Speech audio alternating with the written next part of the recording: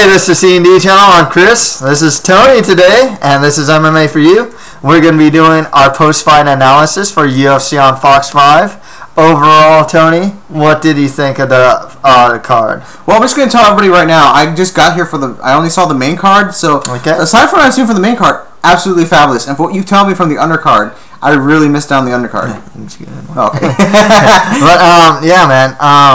No, I gotta agree, man. The main card was good, and the undercard also good. I mean, there really wasn't too many fights I'd call a snoozer. The closest one is Sunshine versus Easton, but even then, I didn't find that totally boring. Out of the 4 fights you saw, what would you say? Obviously, knockout of the night, from what you saw, would go to Matt Brown versus Mike Swick. But out of the 4 fights that you saw, what would be fight of the night? I don't know. You know what? I really like the Gustus and Shogun fight because that was really just a brawl. Those guys were just swinging for the fences. It's a really fun fight. Nice. Yeah. We don't have the bonuses up yet. The official bonuses. The official bonuses up yet. There's a couple interesting tidbits in this show too. One thing is, Benson Henderson, Nate Diaz, 50-43. Shogun versus Gustafsson, 30-26. Rory versus BJ Penn, 30-26. Let's see, Dennis Seaver versus Nam Pham, 30-24, 30-25, 30-26. Actually saw a lot of 10-8s, which are very rarely scored in MMA. Yeah. And it's actually, depending on your criteria for 10-8s, it is, on my part, I do find it's refreshing that it is being used a bit more freely. It's refreshing, but to be honest, most of those rounds really weren't 8-round rounds, in my opinion. Okay. Maybe I'm just so used to the criteria that of what a 10-8 round is. It has to be near knocked out. Gray Maynard versus Frankie Edgar, right? Yeah. Pretty much. Just pretty much saved by the bell, pretty much. Yeah. Okay, yeah. No, that makes sense. And actually, that is a very legit criteria. I believe. And a lot of the fights were really close too, so I don't understand where they gave a lot of those 10-8 rounds to. I can see like McDonald versus Penn, maybe the second, where he almost. See, I can kind of see it there because he almost knocked him out, and that's the first time I've seen like BJ wobbled, especially when he's against the fence and just like covering up. But let's just get to the fights then. Okay, smooth Ben Henderson dominated Nate Diaz to a unanimous decision. Scorecards up 50-43, 50-45, 50-45. Thoughts? Like I was telling when we were talking to the fight, at no point was Nate ever in that match. He just completely outclassed Nate Diaz. Major ups to him. And it's like, if you figured standing, maybe Nate Diaz had a chance of using his boxing, but Benson proved that there's the reason why a kickboxer can beat a boxer is because a kickboxer can kick. Yeah, exactly. And that's what Benson did here. He did a lot of leg kicks on Nate Diaz's lead leg. There we go. Yeah, man. This was actually one of the picks I got wrong. Overall picks, didn't do too bad. I got 7 out of 11 correct. This is one of the ones I got wrong, and this is the ones where I'm probably going to eat the most crow, man. You gonna feed me some crow right now, man? Go ahead. Feed me the crow, man. This is way too much fun. Crow. Delicious Reese-flavored crow. Okay, man. I am eating crow right now, and it's delicious. But I'm not a big fan of Nate Diaz. Personality-wise? Okay. And I actually like Ben Henderson a lot. I always pick against him because he never seemed dominating to me. This is his best performance yet, though, man. I mean, seriously. It was so... everything. Wrestling, striking. Yeah.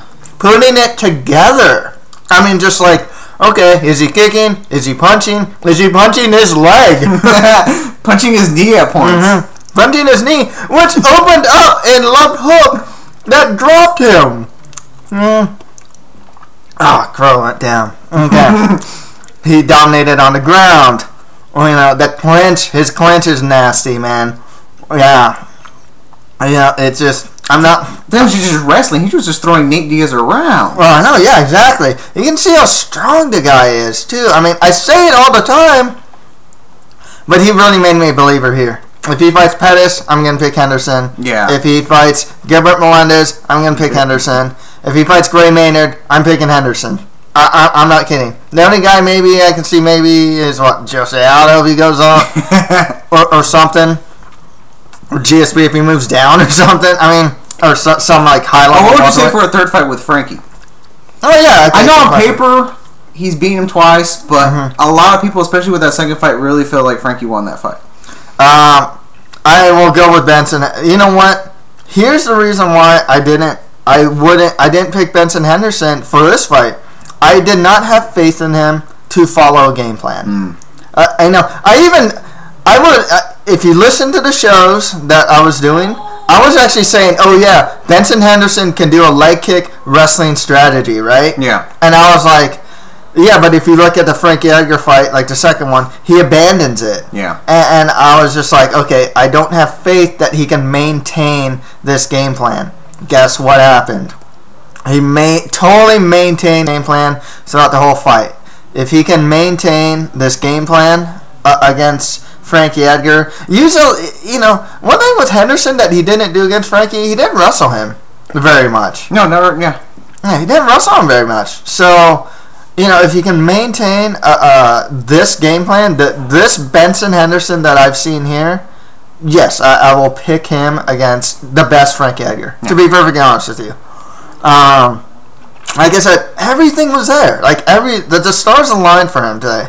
And it's one thing to be a good wrestler, a good striker, and a good Brazilian Jiu-Jitsu guy, but to put all together well. Yeah, he put it in. Okay, like I saw really no holes in his game. Yeah, he would like punch when Nate Diaz would lunge. He'd go for a double leg every time he took him out. So you can't even blame Benson Henderson for laying on him. Yeah. Every time he took him down, he beat him up. I mean, he'd just punch him, elbow him.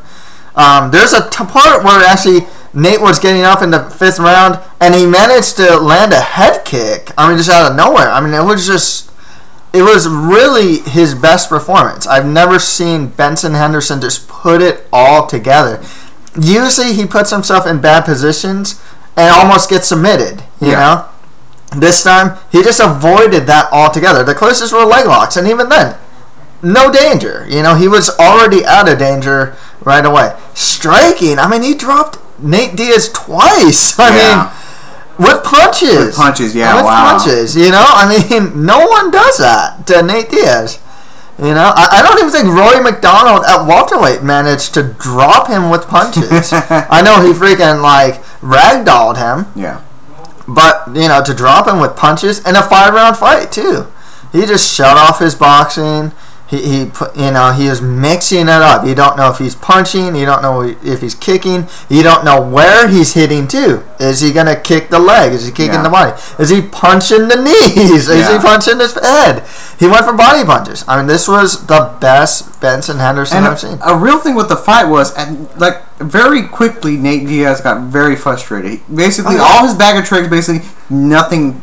He did nothing to Henderson. Oh, exactly. Just the taunting and the putting the hands down. I mean, he made him pay for putting his hands down. I think he dropped him. Yeah, he dropped him. I think in the 3rd or 4th round. Yeah, when he did that. And what's funny is at the end of the 4th or 5th round, you saw Benson Henderson taunting Nate Diaz, like he's gonna fake the axe kick. He was just totally taunting him. Yeah, I think it even affected the Superman punch, didn't he? Where it just postured his his shoulders. If you look at the very end of the fight, last 10 seconds, Benson Henderson, honestly, in a totally manly way, just like, go.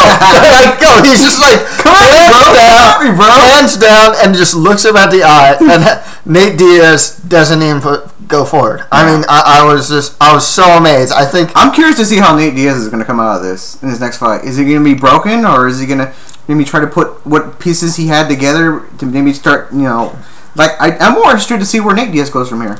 Nate Diaz, opponents-wise, I mean, there's some good fights. Jim Miller is going to fight Joe I'd like to see a Joe Lozon versus Nate Diaz. That'd be pretty cool. Another Cerrone Nate Diaz fight would be cool. Or even Pettis versus Diaz. That'd be cool. Yeah. Eddie Alvarez gets into the UFC. Eddie Alvarez. Oh, that'd be a very good first fight for Alvarez. Very good first fight. I mean, yeah, you know what? Nate Diaz just coming fresh off a title shot. That'd be a perfect way if you want to set up Alvarez versus Henderson. Exactly. He's not fighting Gilbert Melendez.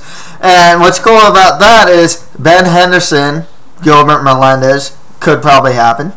I can see Benson Henderson fighting the winner of Cerrone versus Anthony Pettis. And I think everyone wants to see Anthony Pettis versus Benson Henderson.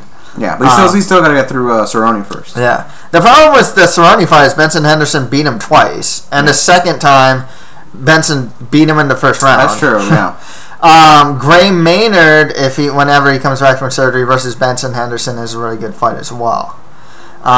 So there's good fights for Henderson, and from now on, I'm a believer. I'm not gonna lie. I think that Benson Henderson beats Melendez. I think he beats Alvarez. I think he beats Maynard. I think he beats Cerrone again. I mean, I'm a believer now. I really am. Yeah. I just am. I'm really impressed. I ate crow. You guys saw it. Yeah. If anything, if you're Benson, you want that rematch with Pettis. Yeah. Just to absolutely, get back your win. Prove that what happened. Like he's improved since then, or maybe even try to prove what happened was an anomaly. But one thing that Henderson has to do in that fight too: don't fight Anthony Pettis' wheelhouse. Yeah.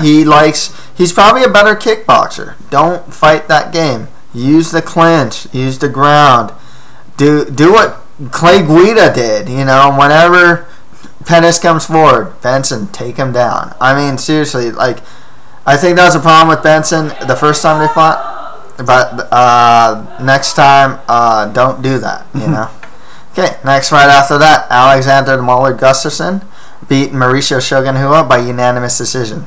Don't know where this 30-26 comes from. Yeah. That's a BS score. And I'm going to be honest. I think he's... are these even the right score? I wonder if the side I got him to was wrong. I thought there were some 29-28s there. But, anyways...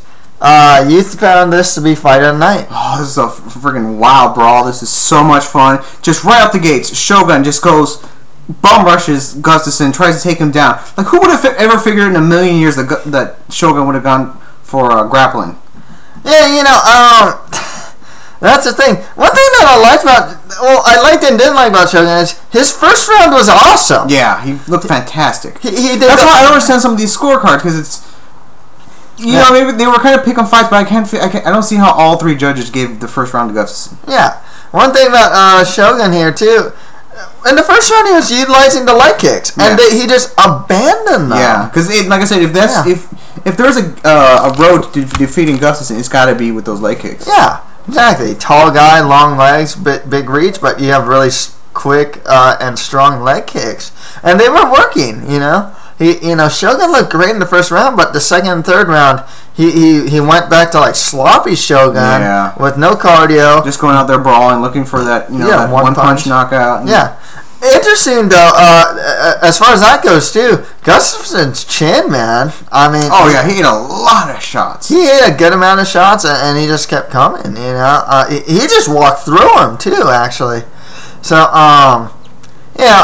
as far as Shogun's any type of title aspirations, though, he's done. Yeah. What's funny with him is I believe his record is win-loss, win-loss, win-loss. Because he beat Vera.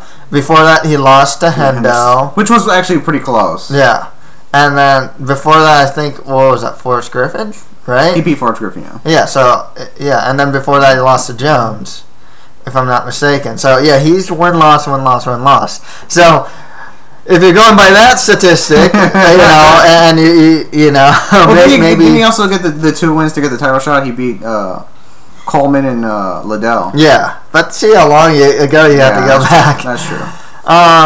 What do you think of Alexander Gustafsson's performance here in relation to him fighting John Jones? Oh, jeez. I mean, you know what? He may have won the battle 30-27s, but my God, he is nowhere near. I mean, if he was getting taken down by Shogun, I mean, we were talking during the fight. John Jones would just absolutely eat his lunch. Oh man, yeah, dude. I mean, maybe he would stand a chance with the striking, and in a 5-round fight, maybe. But just especially with those leg locks, it's like,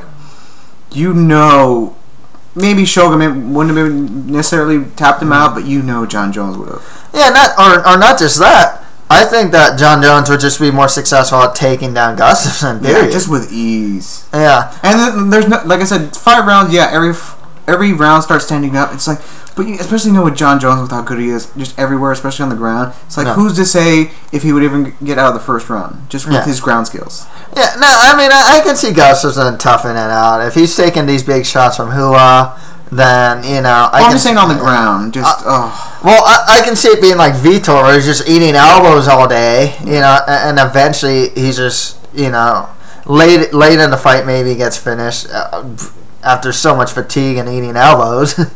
But yeah, what do you think of him fighting right away, John Jones next? Because Jones, absolutely no. I think he doesn't have the name. He doesn't have He does have the big win now, though. He has a big win, but it's not an impressive win. And especially the way the UFC is now with their questionable matchmaking. It's just, sure, he beat a high-profile guy in Shogun Rua on Fox, but still, I think he's still going to take a backseat to the Dan Hendersons, maybe Lyoto Machidas of the world. Here's the other thing, if anything, I would like to see Gustafsson fight Machida. You know what the problem with that is, though? A boring fight? No. Actually, Machida's fights have been pretty good as of late. He knocked out Bader in his last fight, Well, yeah, up until the knockout, though. That was a really boring fight. Yeah. But the thing is, I think they want to position Gustafsson in more winnable fights, too. Yeah, like I said, if anything, they want to do a lot, I guess, shows in Europe, I guess. Like, he'd be a great co-main event for, like, a big star. Mm-hmm. But like I said, I definitely don't think he's ready for a title shot. He hasn't had the impressive wins. Mm-hmm. Sure, he's had wins, but he hasn't won them impressively. Yeah, with Gustafsson, I would get him away from Rashad Evans. I would get him away from Machida because I think those two would beat him. Yeah, but I would give him Hendo. He has to worry about the H-bomb, but it's winnable. I'd give him like Little Nogueira. Well, but that's another thing you have to think of. Shogun took him down, so you have to imagine Hendo will be able to take him down with ease. I think and so. And even Little Nog, I can imagine, be able to take him down and tap him out. Even maybe it kind of depends because it depends on what Gustafsson's working on. I've seen him have good takedown defense. I maybe just figured this was more of a stand-up battle because I've seen him actually defend takedowns pretty well. Yeah, and then there's the winner of Glover Teixeira versus Rampage. Oh, I see now. That would actually be pretty good. I just, like I said, I just think as far as his title aspirations, just for now, no, I would definitely not go straight in. And like I said, maybe put him in a contender fight. Yeah, maybe if the winner of Glover Teixeira versus Rampage versus Gustafsson, I think that makes sense. With Shogun, I mean, the losers of those fights probably. Yeah. Okay, next right after that, Rory Aries McDonald dominated. BJ. Wait. What's his nickname? Aries. It's not the Water Boy. Okay, it's not Water Boy anymore. It's Aries. Aries McDonald defeated. He defeated BJ DeProdi Penn by unanimous decision, 30-26, 30-26, 30-27. It was just really sad to watch. Yeah, it was really hard to watch at points, and it's like, I guess the whole story, was supposed to be Rory, especially after the fight where he tried to pretend like he was a nice, humble guy, but it didn't really suit him well, especially the way he was fighting, the way he was, doing the ollie shuffle. Yeah. It's like, I don't really like this guy. I don't find him really likable. He comes off as the spoiled brat. Like, he has everything, and he's like, he trains with GSP. Yeah. He pretty much has it all, and it's like, I just really wanted BJ to knock him out. Yeah. Not that I'm the hugest BJ fan, it's just I really don't like Rory McDonald. And you did like that he called out Condit, though, right? That was awesome! Yeah. If anything, after I'm done watching this, I want to go watch that interview again, because, wow, that was amazing. The number one problem with the UFC fighters on their post-fight interviews is that they ask who they want to fight next, and what do they always say, Chris? Oh, whoever the UFC gives me. No, Rory McDonald, all the MMA fighters can learn from this guy. He knew exactly who was going to fight and why. And how did he work, Chris? Oh man, I want to get my revenge. He looks dead center right in the camera. And I remember going into the fight, I was telling you, oh my god, this guy is a black hole of charisma. And you were trying to sell me on this whole he's got a sort of a serial killer, Stone Cold Killer type of deal. Yeah, and you know what? I wasn't sold on it until I saw this promo where he just looked right into the camera. I was like, whoa. If I was Carlos Condit, I'd be checking my locks, making sure Rory can't get into my house. Because man, this is a scary, scary man. It's funny you say man when he's only 23 years old. I mean, he's like a kid. I mean, he is a man.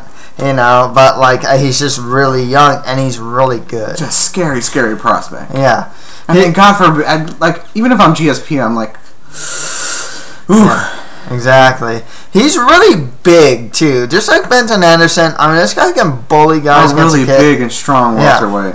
Yeah, I heard his weight cuts are really bad, and that he is seriously thinking about going to middleweight since he is still growing. Yeah. So that's a scary thought, and he's 6'0", 6 foot. He looks more like 6'1", to be honest. He wouldn't be really tall for a welterweight. Yeah, he wouldn't be a small middleweight. But as far as who he should fight next, Condit makes a lot of sense. Actually, I really think Benj is lost. Carlos is coming right off the title shot. Yeah, it makes sense, and it's a good fight. It's really equal. I like that. What about Penn? Retirement, moved back down to lightweight. I think, I was thinking of this when we were watching the BJ Penn fight. BJ Penn's great as far as he's sort of like a kingmaker in the sense that if someone's on the cusp of being a star, I think BJ's the best person to put him in the cage with, because he's still, despite all of his losses, his name still means something. Oh yeah, of course. And he could lose 1,000,000 times, and his fans will still go out there and cheer him and still think he has a chance to win. Yeah, exactly. It's funny that you mentioned chance to win, because what ends up happening is a lot of guys will say this. Even like the most diehard MMA journalists will say this. Like, he'll say, "I'm so motivated. I'm so this. I want to kill this guy," right? And people buy into it. Still, I mean, he's been telling this story for a long time. It's a worker, Chris. and people still buy it because he's BJ Penn. Yeah, that's the thing. Like I said. If anything, you'd imagine with Frankie at the lightweight title shot, you'd figure he'd be all over that. But I think he's just content with not having to cut weight, just content being, that punching bag welterweight guy that can just go in there, pop a buy rate or pop up a viewer rate and just make a lot of money. I think he's past the point of doing this for competition. I think he's just doing it for the money. That could be it, It very well could be it. I mean, he's a rich guy, though, so I don't really know if he wants to get... Or maybe he's doing it just for the fun of it. Yeah, exactly. I'm a fighter. Well, what he said, too, in one of the interviews is like, oh, yeah, when people start talking about, like, pound for pound greatest fighters, I'm not into conversation anymore. And he wants to be back in that conversation. I'm not going to do it. Find giant welterweights that just throw him around. Yeah, exactly. So, good win for Rory McDonald. I mean, he's aiming for the body. One thing that people say is BJ Penn has really bad cardio. And it's part true, but a lot of it is also that he fights guys that really bring it to him, but also guys that attack his body as well.